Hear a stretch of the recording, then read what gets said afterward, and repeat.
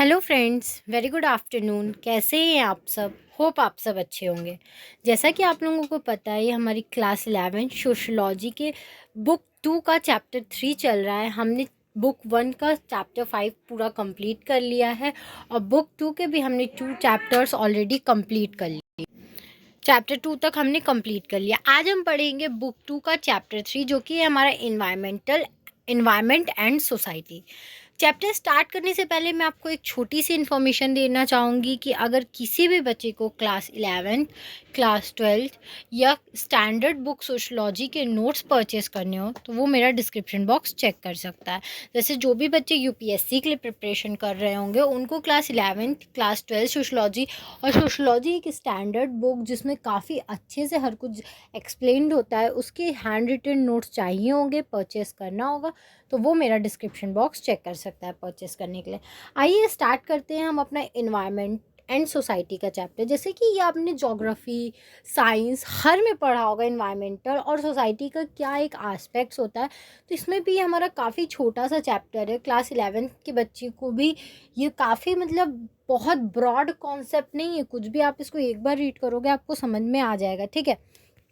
क्योंकि हम अपने इन्वायरमेंट के साथ ही रहते हैं तो हमें काफ़ी चीज़ें उसके बारे में पता होती हैं। Everything is associated with nature, ठीक है। हम जो भी चीज़ें करते हैं वो सब कहीं ना कहीं किससे, हमारे नेचर से रिलेटेड होती हैं, ठीक है। हमारे नेचर, हमारे डूज, हमारी जो भी चीज़ें होती हैं, हम जो भी चीज़ें यूज़ करते हैं, हर कुछ क्या होता है हम लोग नेचर से रिलेट कर सकते हैं। Social relation with the environment, हमारा जो रिलेशन होता है सोशली, ठीक है, हम लोग जो सोशल रहते हैं, खाते हैं, पीते हैं, चीज़ें यूज़ करते हैं, हर कुछ का कहीं ना कहीं इन्वायरमेंट से रिलेशन होता ही है। अब इसमें नेक्स्ट कॉन्सेप्ट बताइए, इकोलॉजी क्या होता है। Web of physical and biological system and processes of which human are one element, ठीक है। ये एक ऐसा प्रोसेस होता है जहाँ पे बहुत सारे फिजिकल एलिमेंट्स भी होते हैं और बायोलॉजिकल सिस्टम भी होते हैं, ठीक है। एक प्रोसेस होता है जो इन्वायरमेंट और ह्यूमन को, जहाँ पे रहते हैं लोग, ठीक है, और वो जो वहाँ पे इन्वायरमेंटल चीज़ भी यूज़ करता है और अपने बायोलॉजिकल प्रोसेस भी यूज़ करता है, तो उसी को हम लोग इकोलॉजी बोलते हैं, ठीक है। इकोलॉजिकल चेंज, अब जो भी हमारे इन्वायरमेंटल में चेंज आता है, ठीक है, इकोलॉजिकल चेंज क्यों बोला है, क्योंकि वो ह्यूमन चेंज हो या इन्वायरमेंट चेंज हो, ठीक है, दोनों को मिला के, क्योंकि जब ह्यूमन और इन्वायरमेंट जहाँ पे इंटरेक्ट करते हैं, रहते हैं, जहाँ पे लोग रह के नेचर की चीज़ों को यूज़ करता है, उसी चीज़ को हम लोग इकोलॉजी बोलते हैं, ठीक है। एक प्रोसेस है। तो इकोलॉजिकल चेंज होता है वो किस वजह से होता है, दो तरीके से होता है। एक तो कुछ चीज़ें होती है नेचुरल, डिज़ास्टर्स आ गए, अर्थक्वेक्स आ गए, ठीक है, कुछ चीज़ें होती है नेचुरल, जो कि नेचुरल वजह से क्या होते हैं, इकोलॉजिकल चेंज आते हैं। बट कुछ हमारे ह्यूमन फैक्टर्स होते हैं, हम लोग क्या करते हैं उस चीज़ को करते हैं, दैट्स वाई। जैसे हम लोग कंजप्शन ऑफ वाटर बहुत ज़्यादा करते हैं, जो भी हमारे रिसोर्सेज होते हैं उसको हम लोग अनलिमिटेड वे में यूज़ कर रहे हैं, हम लोग डिफॉरेस्टेशन कर रहे हैं। तो ये सब हमारे कुछ ह्यूमन फैक्टर्स हैं जिस वजह से क्या आता है, इकोलॉजिकल चेंज आता है। Concrete, cement, brick, human artefact, ठीक है। जैसे आप अपने सामने देखते होगे कुछ चीज़ें कॉन्क्रीट हैं, ठीक है। कॉन्क्रीट चीज़ें वो चीज़ें होती हैं जिनको आप यूज़ करते हो, देखते हो, समझ सकते हो, आप अपने 5 सेंसेस से उसको क्या कर सकते हो। जैसे कि हमने 2 चीज़ें पढ़ी थी, कॉन्क्रीट और एब्स्ट्रैक्ट, ठीक है। एब्स्ट्रैक्ट को आप अपने 5 सेंसेस से फील नहीं कर सकते हो, लेकिन जो कॉन्क्रीट चीज़ें जिनको आप यूज़ कर रहे हो, जो फिजिकल अपीयरेंस है जिन चीज़ों का, उनको हम लोग बोलते हैं कॉन्क्रीट। सीमेंट है, ब्रिक है, ये सब क्या है, हमने बनाया है।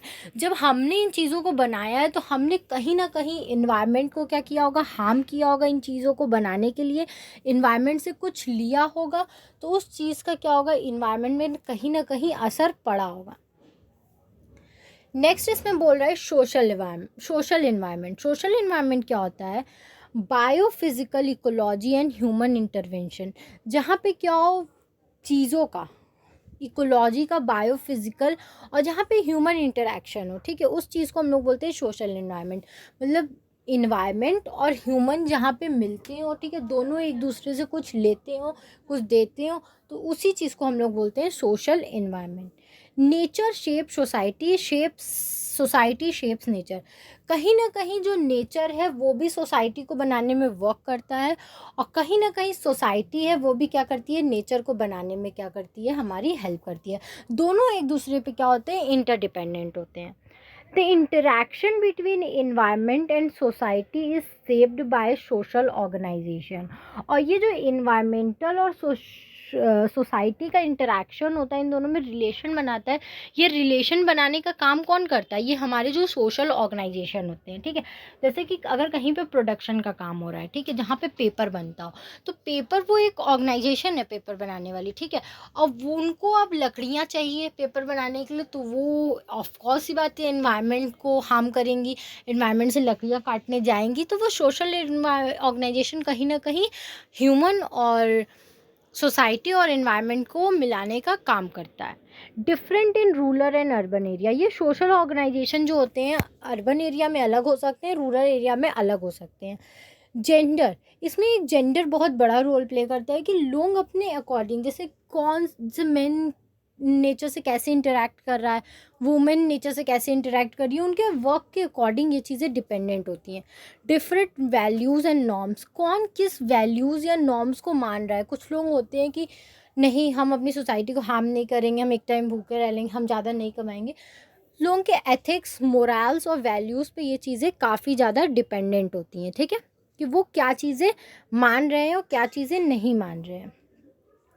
री ownership and control over, ownership होगा यहाँ पे, ठीक है। Ownership and control over resources, division of labour, ठीक है। ओनरशिप मतलब किन लोगों के पास उस रिसोर्स का कंट्रोल ज़्यादा है या ओनरशिप ज़्यादा है, ये चीज़ें भी काफ़ी ज़्यादा सोशल इन्वायरमेंट में इफ़ेक्ट करती हैं। अगर हमारे पास इस रिसोर्स का कंट्रोल या ओनरशिप ज़्यादा होगा तो ऑफकोर्स की बात है हम इन चीज़ों को ज़्यादा यूज़ करेंगे, ठीक है। और किसी के पास कम होगा तो वो उन चीज़ों का कम यूज़ करेगा। There are a many difference perceptions are the environment, ठीक है। यहाँ पे इन्वायरमेंट के बहुत अलग अलग तरीके होते हैं जिनको से हम उनको समझ सकते हैं, उनके रिसोर्सेज को यूज़ कर सकते हैं, ठीक है। द आइडियाज़ ऑफ इक्वालिटी, ठीक है, ये हमें कहीं ना कहीं जो इक्वालिटी का आइडिया होता है वो भी लाता है। रिस्क सोसाइटीज़, और यहाँ पे जो सोसाइटी हो गई हैं बहुत रिस्की हो गई हैं, ठीक है। वो ज़्यादा कमाने के लिए क्या हो गए हैं, ज़्यादा रिस्क बियर करने के लिए तैयार हैं। जैसे केमिकल्स का वो यूज़ करते हैं, अलग अलग गैसेस का यूज़ करते हैं, तो ये सब क्या है, रिस्क ही तो है। जो भोपाल गैस ट्रेजेडी हुई थी तो वो सब रिस्क ही तो है। तो ये सोसाइटी बहुत रिस्की हो गई। अगर हम अपने नेचर को हार्म करेंगे तो कहीं ना कहीं कभी ना कभी नेचर हमें भी हार्म करेगा। तो हम ज़्यादा अर्न के लिए, अपने ज़्यादा वेल्थ के लिए वो रिस्क बियर करने के लिए बिल्कुल भी रेडी हैं। मैनेजमेंट ऑफ नेचुरल रिसोर्स, अब हम उस नेचुरल रिसोर्स को मैनेज कैसे करते हैं, ये भी काफ़ी एक अपने आप में बहुत मतलब एक इम्पॉर्टेंट रोल प्ले करता है, क्योंकि विदाउट मैनेजमेंट हम कुछ भी क्या कर सकते हैं, सही नहीं कर सकते, सही से नहीं कर सकते। हमें हर कुछ में मैनेजमेंट की ज़रूरत पड़ती ही पड़ती है। अब इसमें है major environmental problems and risk, जो मेजर क्या क्या इन्वायरमेंट्स के प्रॉब्लम्स हैं और क्या क्या रिस्क्स हैं। तो which social institution and organization play a role in industrial accidents like a Bhopal disasters? What steps can be taken to prevent such disasters? ठीक है, मतलब इसमें पूछ रहा है कौन से ऐसे सोशल इंस्टीट्यूट्स या ऑर्गेनाइजेशन और कौन से ऐसे इंडस्ट्रियल एक्सीडेंट्स में ज़्यादा मेन रोल प्ले करते हैं, जैसे कि आपने भोपाल डिज़ास्टर में देखा, और हमें इनको कम करने के लिए कौन से स्टेप्स लेने चाहिए, ऐसा कौन सा काम करना चाहिए जिससे ये चीज़ें कम हो सकें। तो इसमें हम लोग देखते हैं फर्स्ट है रिसोर्स डिप्लीशन, कि जो हम अनलिमिटेड वे में रिसोर्सेज, नेचुरल रिसोर्सेज को यूज़ किए जा रहे हैं, रिसोर्सेज कम होते जा रहे हैं, ये कहीं ना कहीं इन डिज़ास्टर्स का एक बड़ा कारण रहा है, ठीक है। पॉल्यूशन, हम अलग अलग तरीके से क्या करते हैं, अपने इन्वायरमेंट को पॉल्यूट करते हैं। जैसे एयर पॉल्यूशन करते हैं, जो भी हम गाड़ी चलाते हैं उससे पॉल्यूशन होता है, ठीक है। और भी बहुत तरीके से एयर पॉल्यूशन होता है। इंडस्ट्रियल वेस्ट जो भी होता है, ठीक है, उनके धुआं और उनके जो भी प्लास्टिक वेस्ट या प्लास्टिक वेस्टेज या उनके जो भी डस्ट पार्टिकल्स होते हैं, वो सब काफ़ी ज़्यादा तरीके से क्या करते हैं, हमारे इन्वायरमेंट को पॉल्यूट करते हैं। वाटर पॉल्यूशन तो आपने देखा होगा, लोग उसमें जाकर नहाते हैं, अपने मतलब एनिमल्स को नहलाते हैं, उसमें सारी इंडस्ट्रियल वेस्टेज हम गंगा जी में बहा देते हैं। बहुत तरीके से हम क्या कर रहे हैं, वाटर वेस्टेज भी कर रहे हैं और वाटर को पॉल्यूट भी कर रहे हैं। और नॉइज़ पॉल्यूशन, जैसे हम बहुत तेज़ साउंड में गाना सुनते हैं अपने, काफ़ी ज़्यादा अगर शादी है, बर्थडे पार्टीज़ है, तो उसमें हम काफ़ी ज़्यादा नॉइज़ पॉल्यूशन भी कर रहे हैं। बेफजूल का हम रास्ते में हॉर्न मारते हैं, बजाते हैं अपने गाड़ी का, तो ये सब कहीं ना कहीं नॉइज़ पॉल्यूशंस हैं और ये हमारे इन्वायरमेंट को काफ़ी ज़्यादा हार्म पहुंचाता है। और कहीं ना कहीं ये सब एक बाद में धीरे धीरे धीरे धीरे बढ़ते बढ़ते एक नेचुरल डिज़ास्टर्स का वे बन जाता है। Why environmental problems are also social problem. इसमें इन्वायरमेंटल जो प्रॉब्लम्स है उसको सोशल प्रॉब्लम क्यों कहा गया है?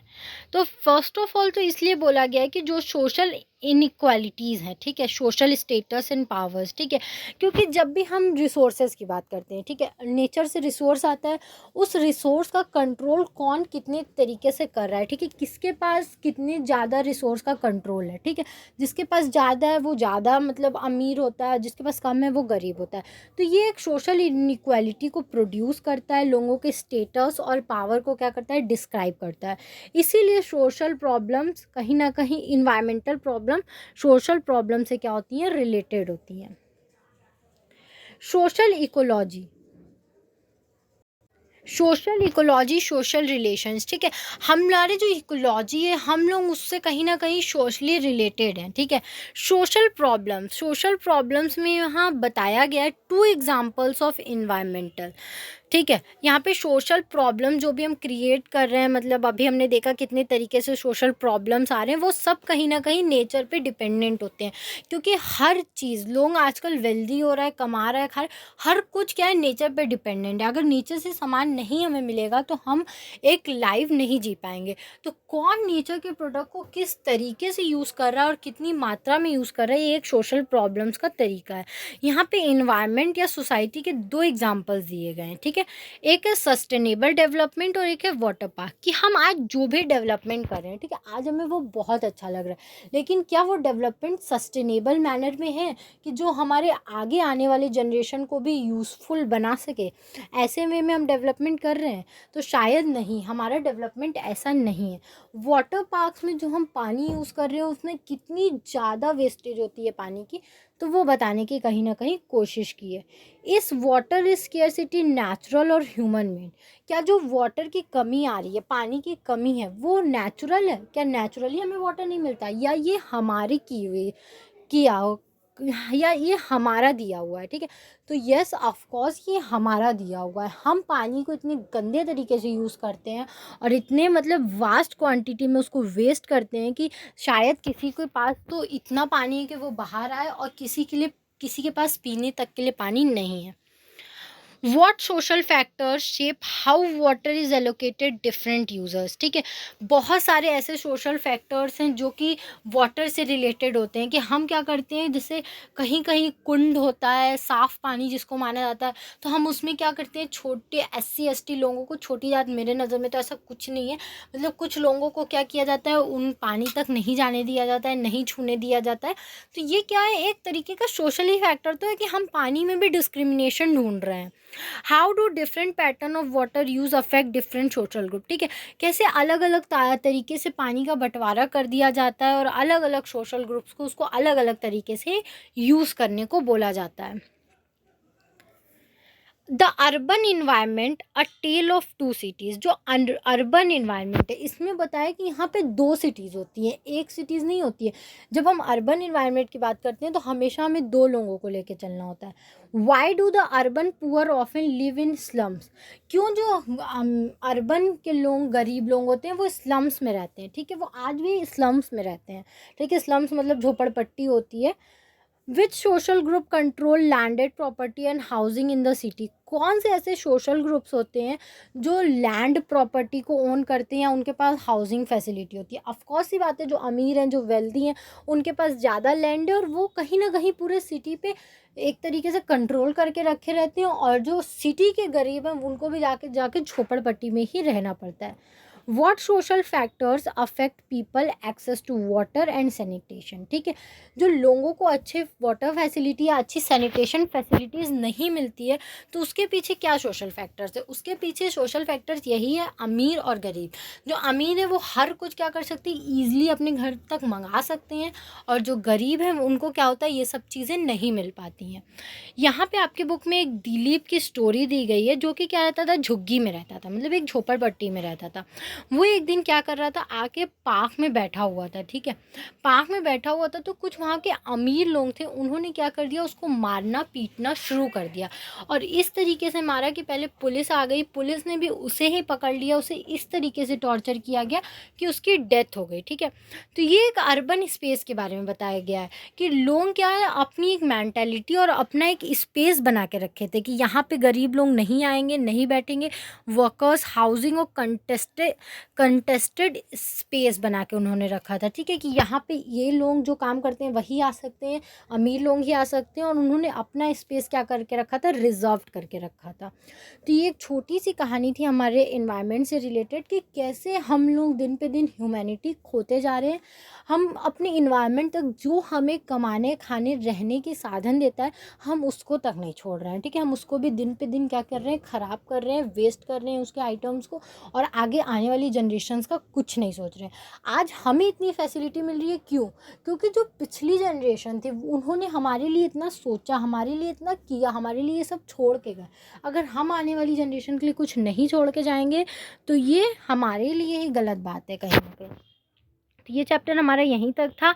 आई होप आपको ये चैप्टर समझ में आया होगा। अगर फिर भी कहीं भी कोई भी दिक्कत है तो आप मुझे कमेंट सेक्शन में कमेंट करके पूछ सकते हो। Thank you very much for watching my video, and please please please like, subscribe and share my channel.